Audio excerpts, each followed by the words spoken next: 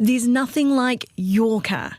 Sure, some are fancier, but yours is yours. The seats adjusted just the way you like it. The aircon set perfectly. At Hertz, we can't provide your car, but we can provide a great range, convenient locations and smooth service, plus 15% off the base rate for AA members. Think of Hertz as your car away from car. Visit hertz.co.nz/AA and book now. T's and C's apply. You're listening to the Weekend Sport Podcast with Jason Pine from News Talk ZB. Across the Tasman, Adam Peacock, our Australian correspondent. How are you, mate? Good, Piney. Yourself? I'm very good, thanks. Very good. A couple of issues to kick around with you. David Warner, free to captain Australian cricket teams again. How has this been received?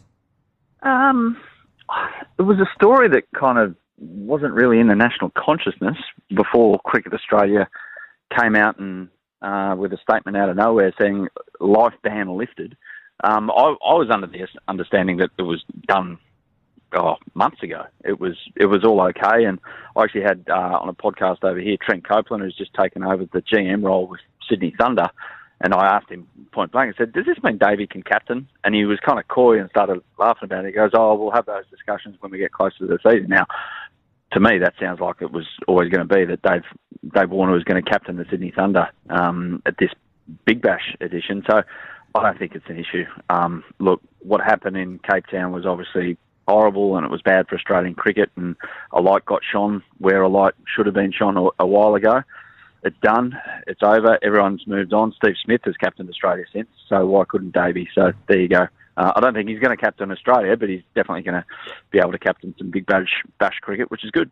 Yeah, is he even still in the Australian... Does he still play T20 cricket for Australia for the national team or not? Is he just now Big Bash kind of freelance, go around the world, play for whoever kind of player now? Yeah, I think he's available for T20 cricket for the national team, and he's probably going to be chosen if the team was picked tomorrow, for instance. They're playing Pakistan in a T20 series soon. I can't remember if he was selected, and so much happens in cricket. But put it this way, the kind of cycle's a bit dormant at the moment because there's not a World Cup on the horizon. We've just had one of those. But if he's still going good in franchise cricket, there's no reason why he wouldn't be in consideration, I think, for a T20 World Cup. But beyond that, no, 50 over World Cup, he threw something flippant out this week about, if they can't decide on a test opener, I'm still available. That's not going to happen. I think he was, having a bit of fun with that one. But, he's still around Australian cricket, and he's going to commentate a lot this summer as well. So it'd be interesting to hear his observations on the game. Absolutely. Hey, did you catch this Western Australian collapse against Tasmania at the Wacker? Did they lose 8 wickets for 1 run, and that 1 run was a wide? I think it was 9 for 1, if I'm not mistaken.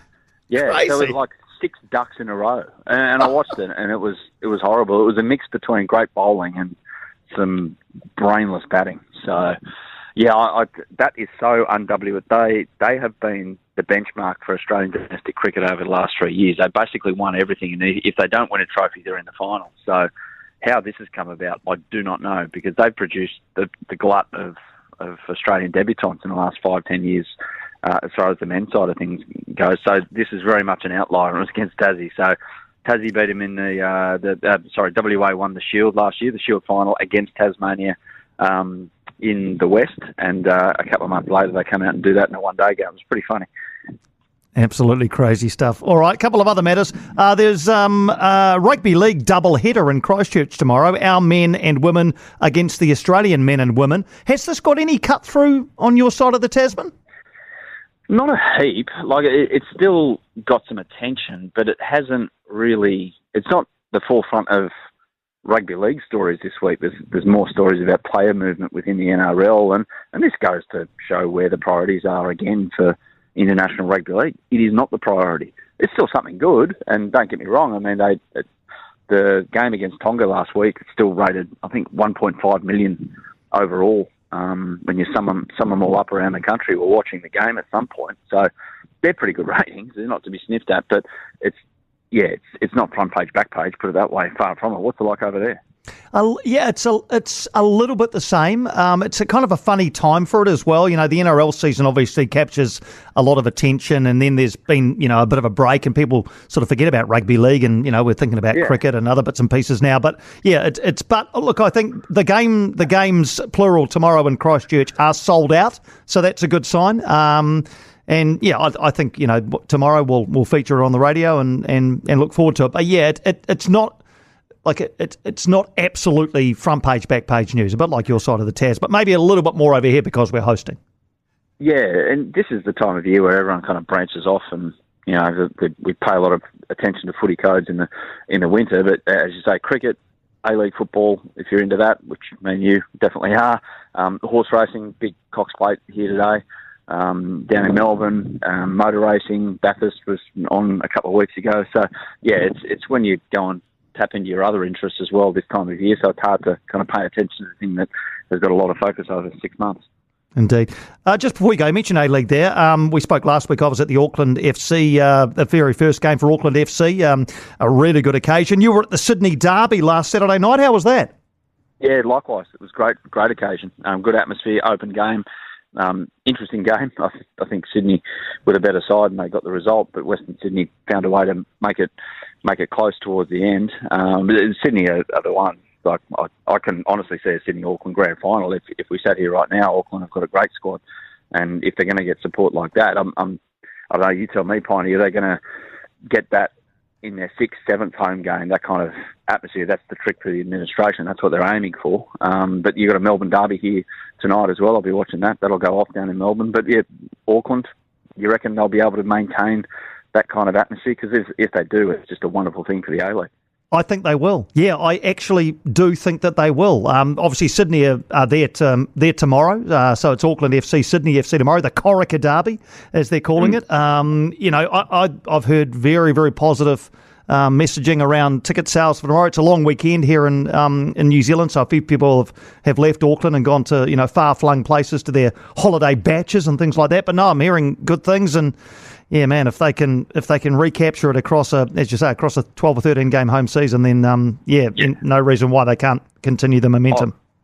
And that's the thing about A-League football. If you turn on the television, and with all due respect to some other clubs, and you turn it on and all you can see is empty seats because that's the side the sun's on and it's too hot to sit in it, and the atmosphere doesn't really sing through the television, immediately you're put on the back foot, subconsciously, consciously, all of that. But you turn it on, and the thing's jumping, immediately you think, oh, this football's all right, no matter what's going on on the rectangle with the 11 players against 11 players, that you're fed, your senses are fed by what's happening with the crowd. So hopefully Auckland can provide. I'm pumped about watching an Auckland-Wellington derby. Have they got the name of it? Kiwi Classico or something like that? No, that's a terrible name, isn't it? That's an awful name. I can tell you right now, we won't be using that in television commentary. We'll think of something much better than that. Hey, better fly, Adam. Always good to chat to you, mate. Let's do it again next Saturday. Sounds good. Thanks, Bonnie. Take it easy, mate. Bye-bye. That's Adam Peacock. For more from Weekend Sport with Jason Pine, listen live to News Talk ZB weekends from midday or follow the podcast on iHeartRadio. In business, you need partners you can trust. NZI Insurance has been earning that trust by helping Kiwi businesses to grow and succeed for 165 years. If you're not insured with NZI, ask your broker why not.